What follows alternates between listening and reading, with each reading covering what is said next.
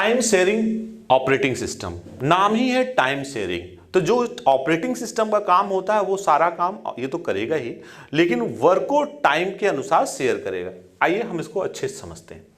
तो time sharing operating system की जो हम लोग बात कर रहे थे, तो इसमें मल्टीपल प्रोग्राम्ड ऑपरेटिंग सिस्टम का ही एक रूप है। ठीक है, मल्टीपल प्रोग्राम का ही एक रूप है जो परस्पर मतलब आपस में परस्पर संवादात्मक यानी इंटरेक्टिव मोड में त्वरित यानी क्विक रेस्पॉन्स, इसकी एक खास बात यह भी है, क्विक रेस्पॉन्स टाइम के साथ कार्य करता है। एक तो रियल टाइम क्विक के साथ करता है और यह टाइम शेयरिंग भी क्विक रेस्पॉन्स करता है।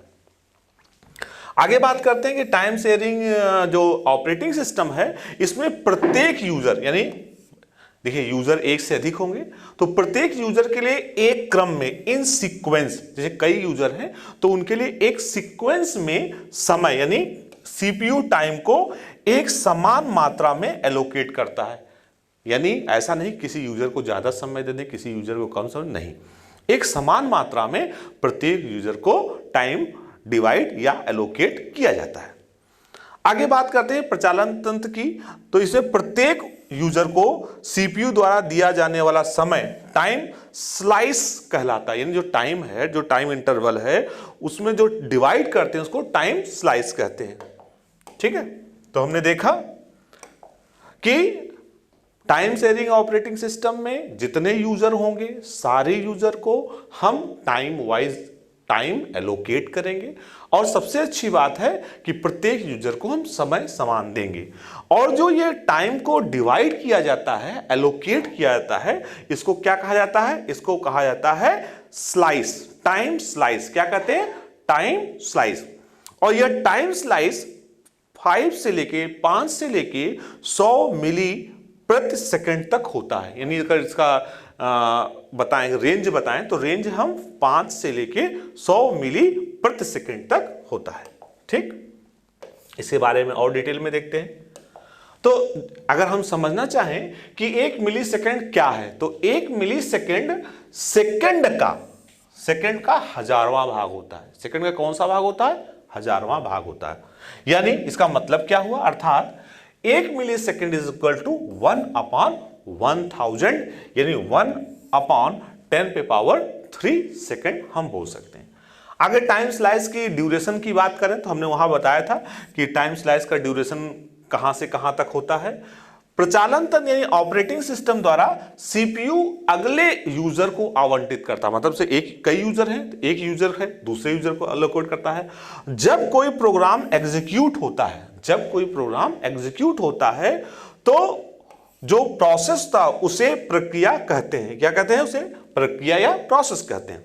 आगे बात कर रहे हैं टाइम शेयरिंग ऑपरेटिंग सिस्टम का जो पर्सपेक्टिव है, उसमें कोई प्रक्रिया मतलब कोई प्रोसेस की अगर हम बात करें तो प्रोसेस किस प्रकार से वर्क करता है, क्या होता है।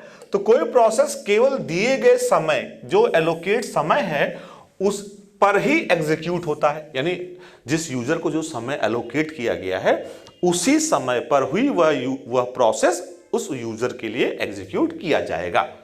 यदि, अब बात समझते हैं, यदि प्रोसेस यानी ऑपरेटिंग सिस्टम द्वारा दिया गया समय, जो समय हमने निर्धारित किया, दिया गया समय अधिक समय लेता है, हमने कहा कि भाई 10 मिनट में यह काम हो जाना चाहिए, लेकिन नहीं हुआ, तो क्या होगा? इस कंडीशन में क्या होगा उसको समझते हैं। ऐसे कंडीशन में जब वह समय नहीं कंप्लीट कर पाता, या तो उसे क्या करते थे? इंटरप्ट कर दिया जाता है। क्या करते हैं? उसे रोक देते हैं। अगर जैसे हमने 10 मिनट का समय दिया और उस 10 मिनट में काम नहीं हुआ तो उसको वहीं रोक देंगे। ठीक, और रोकने के बाद क्या करेंगे? उसे रेडी क्यू में डाल देंगे। कहां डालेंगे? Ready queue. रेडी क्यू क्या होता है कि भैया नेक्स्ट टाइम पे जब वर्क प्रोसेस होगा उस समय आइएगा। रेडी क्यू के अंत में प्रतीक्षारत यानी वेटिंग प्रोसेस के रूप में रख दिया जाता है, जहां तक वह प्रक्रिया प्रोसेस को अपने अगले टाइम स्लाइस यानी एलोकेशन की प्रतीक्षा करना पड़ता है। यानी फिर जब उसको टाइम जो एलोकेट किया गया है उस टाइम स्लॉट पर ही उसको आना पड़ेगा। ठीक है, आगे इसको हम डायग्राम से देखते हैं और समझते हैं। तो जैसे हमने बताया कि कई टर्मिनल 1, टर्मिनल 2, टर्मिनल 3 और एन टर्मिनल, मान लिया टर्मिनल 4, और यूजर कई हैं। अब सारे यूजर जो मेमोरी होती है, मेन मेमोरी में प्रोसेस होता है, तो टाइम शेयरिंग का एक सुपरवाइजर होता है जो इस सब को सुपरवाइज करता है जॉब वाइज। ये job of user one, her supposed हमने 4 यूजर हैं या n यूजर हैं, तो हर यूजर के लिए हमने टाइम वाइज स्लॉट निर्धारित कर दिया। तो जिस टाइम हमने स्लॉट जिस यूजर के लिए निर्धारित किया है उसी टाइम स्लॉट पर उसी यूजर के लिए प्रोग्राम रन करेगा। और जो एलोकेटेड टाइम है उस एलोकेटेड टाइम से वो ज्यादा टाइम लेता है तो फिर से उसको वहीं पर इंटरप्ट कर दिया जाएगा और उसको रेडी क्यू में डाल देंगे। कहां डालेंगे उसको रेडी क्यू में डाल देंगे, और रेडी क्यू में जब उसका नंबर आएगा तभी वह काम करेगा। आइए हम कुछ क्वेश्चन उस रिलेटेड इनसे रिलेटेड कुछ क्वेश्चंस हैं उनके बारे में समझते हैं, जो एग्जाम पॉइंट ऑफ व्यू से काफी इंपॉर्टेंट है, इसको ध्यान से समझना होगा। जैसे कि वर्चुअल मेमोरी, तो वर्चुअल मेमोरी क्या होती है? आभासी मेमोरी होता है। अगर इसकी बात करें आकार निर्भर करता है, तो वर्चुअल मेमोरी की बात करें तो इसका जो आकार निर्भर करता है वह एड्रेस लाइन पे करता है। किस पे करता है?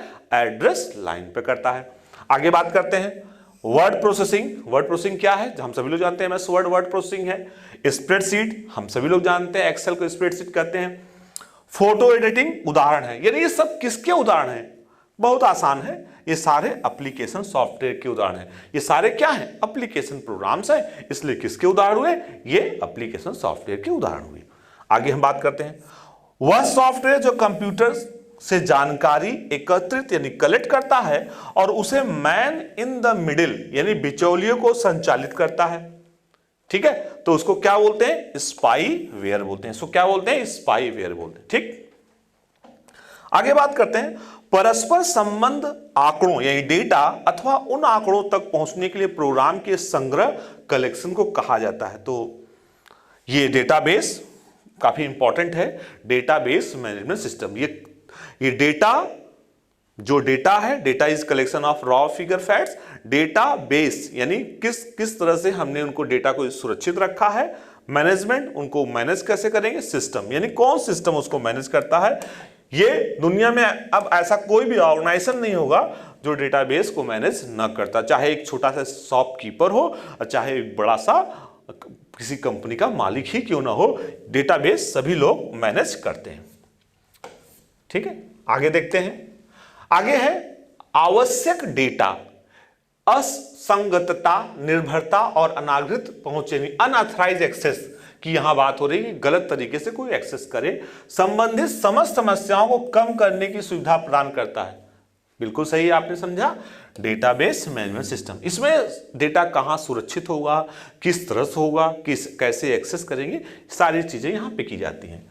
आगे बात करते हैं रिलेशनल डेटाबेस प्रबंधन सिस्टम में आंकड़ा यानी डेटा को संग्रहित स्टोर होता है। कहां होता है?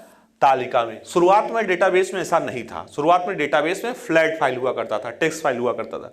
लेकिन धीरे धीरे जब समय बदला, विकास हुआ, जैसे सबका विकास हुआ, कंप्यूटर का विकास हुआ, सॉफ्टवेयर का विकास हुआ, उसी प्रकार डेटाबेस सिस्टम का भी विकास हुआ। और फिर डेटाबेस सिस्टम में जितने भी डेटा स्टोर किए जाते थे वो सब टेबल में स्टोर किए जाते थे। आगे बात करते हैं डेटाबेस मैनेजमेंट सिस्टम है। ये क्या है? डेटाबेस भी एक आपका एप्लीकेशन सॉफ्टवेयर है। ये भी एक पर्टिकुलर एप्लीकेशन के लिए यूज किया जाता है। आगे बात करते हैं तालिका यानी टेबल की पंक्तियां, रो। अगर कंप्यूटर में बात करें टेबल आपका कुछ ऐसे होता है। ठीक है, ये देखिए इस तरह से होता है। अब इसमें दो चीजें होती, एक होता है रो, एक होता है कॉलम। ये जो आपको वर्टिकल दिख रहा है, ठीक है, ये इसको बोलते हैं कॉलम्स। क्या बोलते हैं इसको? इसको बोलते हैं कॉलम। और ये जो आपको इस तरह से रो दिख रहा है, ठीक है, इसको बोलते हैं रो। जो आपका हॉरिजॉन्टल है वो आपका रो है और जो आपका वर्टिकल है वो है आपका कॉलम। तो यहां पूछ रहा है, क्या पूछ रहा है? यहां पूछ रहा है कि तालिका की पंक्तियां यानी पंक्तियों की बात कराती है रो, तो इस चीज को रिकॉर्ड बोलते हैं। क्या बोलते हैं? रिकॉर्ड। यानी जो इंफॉर्मेशन इसमें रहता है उसको रिकॉर्ड कहा जाता है। ठीक है, आगे देखते हैं किसी विशिष्ट उपयोगकर्ता यानी कोई स्पेसिफिक यूजर से विशेष अधिकार को हटाने, रिमूव कर लिया जाए। देखिए दो चीज होती है, एक होता है अधिकार देना, एक होता है अधिकार लेना। जब हम किसी को अधिकार देते हैं तो उसे बोलते हैं प्रिविलेज देना। क्या बोलते हैं? उसे बोलते हैं प्रिविलेज देना। लेकिन जब हम किसी से अधिकार छीनते हैं तो उसे बोलते हैं रिवोक। तो यहां पे क्या बोले? लिया जा रहा है, तो देने में ग्रांट और लेने में रिवोक। तो यहां पे लिया जाना है रिमूव प्रिविलेज, तो इसके लिए कमांड इस्तेमाल किया जाता है, यानी हम समझ सकते हैं इसको बोलते हैं, क्या बोलते हैं इसको बोलते हैं रिवोक। और इसका अपोजिट क्या हो गया? रिवोक मतलब लेना और देने के लिए ग्रांट। बिल्कुल सही, एकदम सही आपने समझा। ठीक है, आगे देखते हैं। तो हम लोग टाइम शेयरिंग की बात कर रहे थे। टाइम शेयरिंग में हमने बताया था कि भाई यूजर को टाइम एलोकेट कर दिया जाता है और हर यूजर को जो टाइम एलोकेट किया गया उसी टाइम स्लॉट में यूजर को काम करना होगा।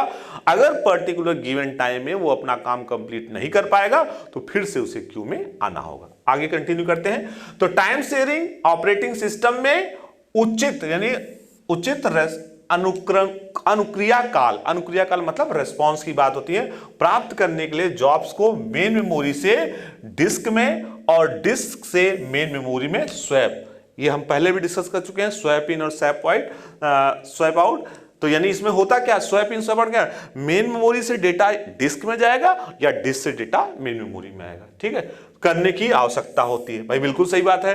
तो टाइम शेयरिंग में इस चीज को का भी ध्यान हमें रखना पड़ता है कि कब हमें मेन मेमोरी से डेटा डिस्क में लाना और डिस्क से डेटा मेन मेमोरी में ले जाना है।